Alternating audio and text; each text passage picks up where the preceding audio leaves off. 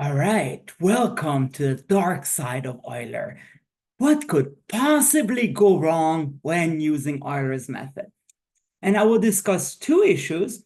One is called sensitivity to initial conditions.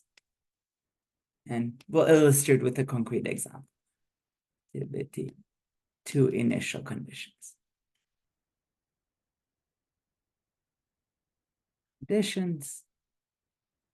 Because while the method might be perfect, the computer might not be. So consider the following ODE. So y prime equals y minus 2 e to the minus t with initial condition exactly 1. And then turns out you don't even need Euler for this. You can solve it exactly. So using integrating factors,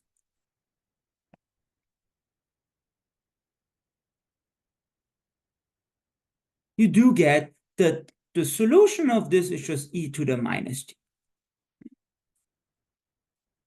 So remember, it's just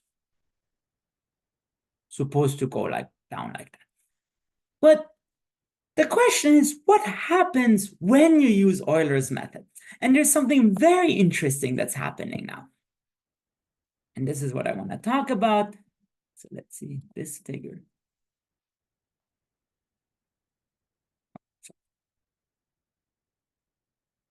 Because if you apply Euler's method, you get the following picture, which is very interesting because at the beginning, so the blue dots, the Euler's method, at the beginning, the Euler points are close to the true solution, e to the minus t, but then they start deviating. And the question is, what went wrong? The reason it went wrong is because of an issue called sensitivity to initial condition.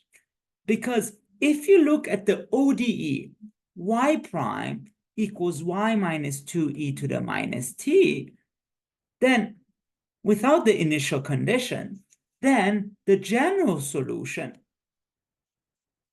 is simply y is e to the minus t plus c e to the t.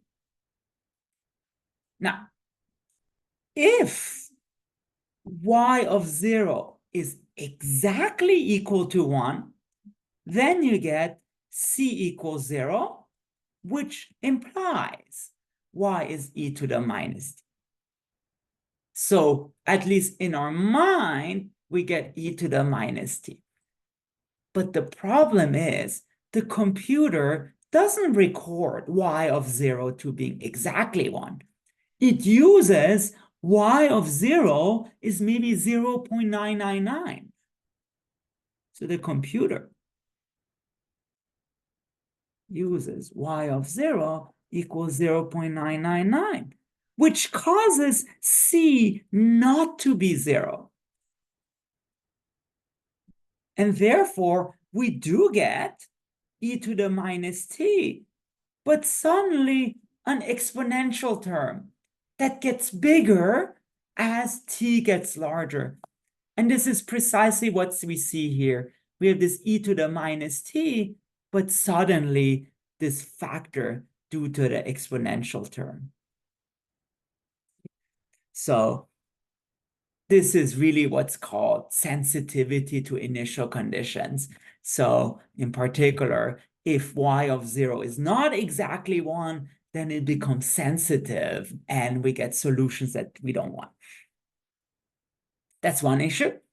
The other issue, it's called instability.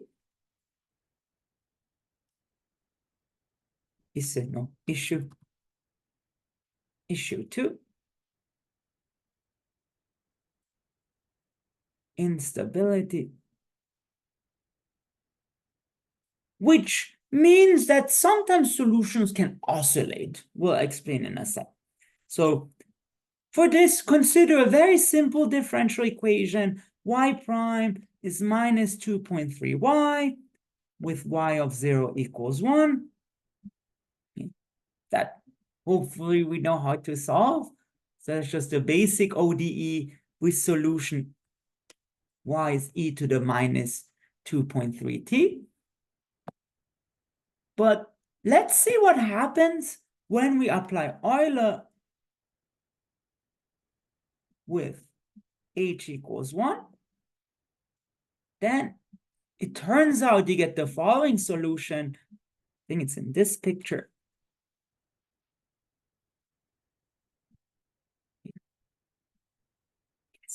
Then you notice the Euler points, they oscillate, and the Euler points are not close at all to the true solution.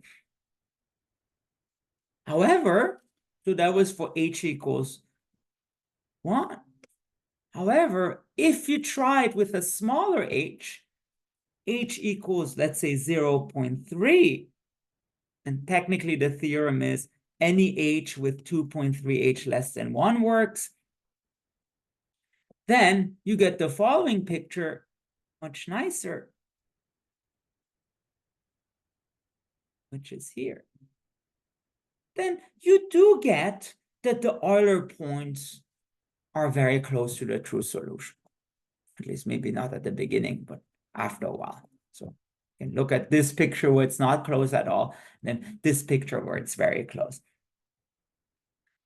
What does that mean? This is called instability, meaning that sometimes you really need h to be very small for Euler's method to work.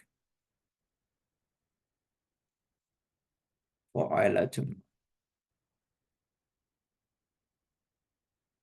work. And this is sometimes called instability. Okay. So there are two main drawbacks of Euler's method. One, that it's sensitive to initial conditions, and the other one, that it's an unstable method. And in the next video, I'll briefly cover some variations that will get around that point.